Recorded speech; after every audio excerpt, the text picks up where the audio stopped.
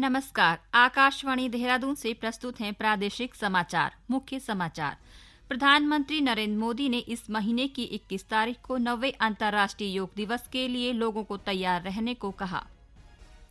राज्यपाल lieutenant general Gurmeet Singh ने कहा कि नैनीताल में G20 के सफल आयोजन ने रामनगर को विश्व पर्यटन मानचित्र में स्थापित किया है। विधानसभा अध्यक्ष ऋतु खंडूरी भूषण ने अधिकारियों को राजधानी गैरसैंण के आसपास के क्षेत्रों के विकास के लिए बड़ी परियोजनाओं पर काम करने के निर्देश दिए हैं। और मौसम विभाग ने 2 जून तक प्रदेश में भारी बारिश का ऑरेंज अलर्ट जारी किया है। समाचारों के साथ मैं नीता कांडपाल। अब समाचार विस्तार से।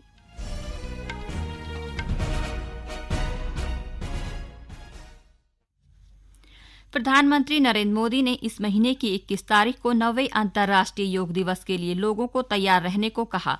ट्वीट में श्री मोदी ने कहा कि मानसिक और भौतिक खुशहाली बढ़ाने वाली इस प्राचीन पद्धति का उत्सव मनाने के लिए हमें तैयार रहना चाहिए। प्रधानमंत्री ने लोगों से अपील की कि वे स्वस्थ और खुशहाल समाज के निर्माण में योगदान करें।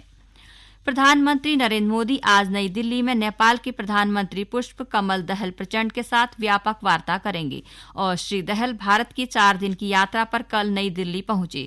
विदेश राज्य मंत्री मीनाक्षी लेखी ने हवाई अड्डे पर उनका स्वागत किया।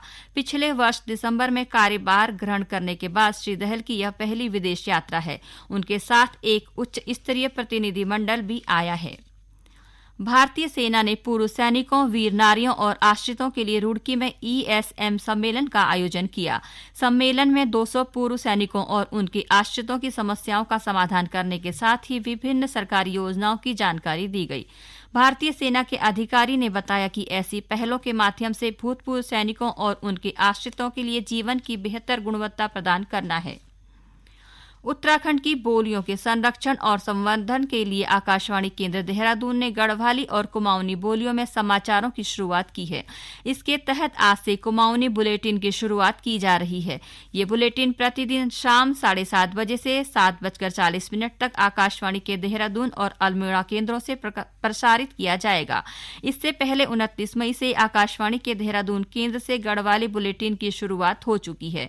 गढ़वाली समाचार प्रतिदिन शाम 6:50 से 7 बजे तक प्रसारित हो रहा है। विश्व धरोहर फूलों की घाटी के द्वार आज से पर्यटकों के लिए खोले जा रहे हैं। नंदा देवी राष्ट्रीय पार्क के वन प्रभागीय अधिकारी भारत भूषण मर्तोलिया ने बताया कि फूलों की घाटी ट्रैक से बर्फ हटाकर आवाजाही के लिए साफ कर दिया गया है।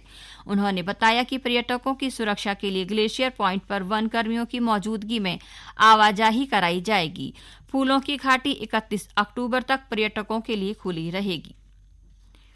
राज्यपाल लेफ्टिनेंट जनरल गुरमीत सिंह ने कहा कि G20 के सफल आयोजन ने रामनगर को विश्व पर्यटन मानचित्र में स्थापित किया है। राज्यपाल ने कहा कि पर्यटन व्यवसाय उत्तराखंड की आर्थिकी की रीढ़ है। उन्होंने कहा कि होटल व्यवसाय का प्रदेश के विकास में बड़ा योगदान है और इससे कई लोगों को रोजगार मिल रहा है। उन्होंने कहा कि होटल व्यवसाय को बढ़ाने के हर संभव प्रयास किए जाएंगे और इसमें सभी के सहयोग की जरूरत है। इस मौके पर होटल एसोसिएशन के पदाधिकारियों ने राज्यपाल को विभिन्न समस्याओं से भी अवगत कराया। पदाधिकारियों ने रामनगर और कार्बेट के लिए बेहतर कनेक्टिविटी, पंतनगर हवाई अड्डे के विस्तारीकरण व कुमाऊं के लिए वंदे भारत रेलगाड़ी के संचालन सहित अन्य सुझाव रखे। इसके अलावा एसोसिएशन के पदाधिकारियों ने राज्यपाल से रामनगर क्षेत्र में पर्यटकों को आकर्षित करने के लिए एक पर्यटन महोत्सव कराने की भी मांग की।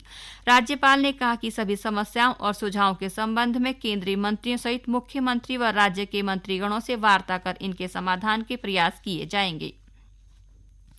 इंदिरा गांधी मुक्त विश्वविद्यालय की परीक्षाएं आज से शुरू हो गई हैं और परीक्षाएं 7 जुलाई तक चलेंगी। इग्नू के वरिष्ठ क्षेत्रीय निदेशक डॉक्टर अनीत कुमार डिमरी ने बताया कि परीक्षा में 11,277 परीक्षार्थी शामिल होंगे और प्रदेश भर के 16 परीक्षा केंद्रों में परीक्षाएं आयोजित की जाएंगी। राज्य के सरकारी विश्वविद्यालयों और महाविद्यालयों में प्रवेश के लिए समर्थ पोर्टल पर पंजीकरण शुरू कर दिए गए हैं। उच्च शिक्षा मंत्री ने समर्थ पोर्टल के शुभारंभ के अवसर पर कहा कि राज्य में एक प्रवेश, एक परीक्षा, एक परिणाम लागू करने के लिए यह प्रक्रिया शुरू की गई। उन्होंने कहा कि पोर्टल के जरिए छात्र घर बैठे ही प्रवेश के लिए आवेदन कर सकेंगे और उन्हें मेरिट के आधार पर प्रवेश दिया जाएगा। उधर दोनों विश्वविद्यालय में प्रवेश परीक्षा के लिए पंजीकरण तिथि को 1 जून से बढ़ाकर 5 जून कर दिया है। विश्वविद्यालय की कुलपति प्रोफेसर सुरेखा डंगवाल ने बताया कि BA, BSc और BCom सहित 5 विदेशी भाषाओं और 3 बोलियों में प्रमाण पत्र कोर्स के लिए पंजीकरण किए जा रहे हैं। उन्होंने बताया कि प्रवेश परीक्षा के आधार पर छात्रों को प्रवेश दिया जाएगा। ये समाचार आकाशवाणी केंद्र देहरादून से प्रसारित किए जा रहे हैं। विधानसभा अध्यक्ष ऋतु खंडूरी भूषण ने अधिकारियों को राजधानी गैरसैंण के आसपास के क्षेत्रों के विकास के लिए बड़ी परियोजनाओं पर काम करने के निर्देश दिए। गैरसैंण विकास परिषद बोर्ड की बैठक में उन्होंने आवास विभाग को गैरसैंण के विकास के लिए स्वीकृत 10 करोड़ की योजनाओं पर जल्द काम करने के निर्देश दिए। श्रीमती खंडूरी ने कहा कि सभी विभागों को पत्र जारी कर गैरसैंण के विकास कार्यों में परिषद से सलाह लेने और बजट पर परामर्श लेने का सुझाव दिया है। मुख्य सचिव डॉक्टर SS संधू ने मसूरी के माल रोड पर पुनर्निर्माण के काम में हो रही देरी पर नाराजगी जताई है। उन्होंने काम में तेजी लाने के भी रात में भी कार्य करने को निर्देश दिए हैं। मुख्य सचिव डॉक्टर SS संधू ने बुधवार को सचिवालय में मसूरी माल रोड पुनर्निर्माण कार्य एवं स्मार्ट सिटी देहरादून के तहत किए जा रहे कार्यों की समीक्षा करते हुए कहा कि पर्यटकों को हो रही परेशानी को देखते हुए लगातार कार्य करते हुए माल रोड सुधारीकरण कार्य किया जाए। उन्होंने मसूरी माल रोड के सभी कामों को शीघ्र पूरा करने के अधिकारियों को निर्देश दिए। उन्होंने कार्य में लापरवाही करने वाले अधिकारियों पर कार्यवाही करने की भी बात कही है। कृषि मंत्री गणेश जोशी ने कहा कि केंद्र और राज्य सरकार की लाभकारी योजनाओं का भुगतान लाभार्थियों को डायरेक्ट बेनिफिट ट्रांसफर DBT के माध्यम से किया जाए। उन्होंने कहा कि बाहरी नर्सरी के बजाय स्थानीय नर्सरियों को प्राथमिकता देने की बात कही। कृषि मंत्री ने अधिकारियों को किसानों को समय पर पौध उपलब्ध कराने के भी निर्देश दिए। उन्होंने कहा कि प्रदेश में मौन पालन के साथ ही चाय उत्पादन को भी बढ़ावा दिया जाना चाहिए।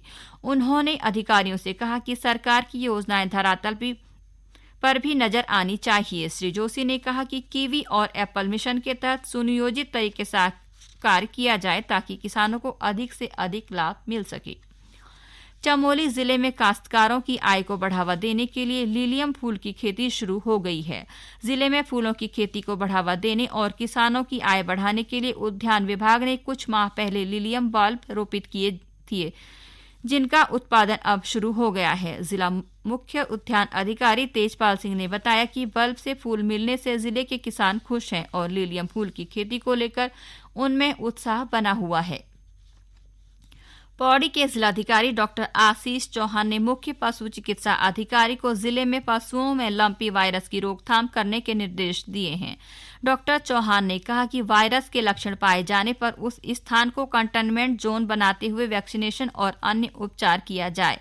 उन्होंने कहा कि यदि कोई व्यक्ति संक्रमित पशु को सड़कों पर छोड़ता है तो उसके खिलाफ प्राथमिकी दर्ज कराई जाए। मौसम विभाग ने 2 जून तक प्रदेश में बारिश का ऑरेंज अलर्ट जारी किया है। विभाग के निदेशक विक्रम सिंह ने बताया कि अगले 36 घंटे के दौरान प्रदेश में बारिश के आसार हैं। आज प्रदेश के गढ़वाल मंडल के जिलों में बारिश के साथ ओलावृष्टि की संभावना है। वहीं कुमाऊं मंडल के जिलों में भी यही स्थिति बनी रहेगी। मुख्यमंत्री पुष्कर सिंह धामी ने 4 धाम यात्रियों से मौसम की जानकारी लेकर यात्रा शुरू करने की अपील की है। उधर बारिश के चलते देहरादून के पर्वतीय क्षेत्रों में कई सड़कें बाधित हो गई हैं, जिन्हें संबंधित विभाग सुचारू करने में जुटा हुआ है। अंत में मुख्य समाचार एक बार फिर।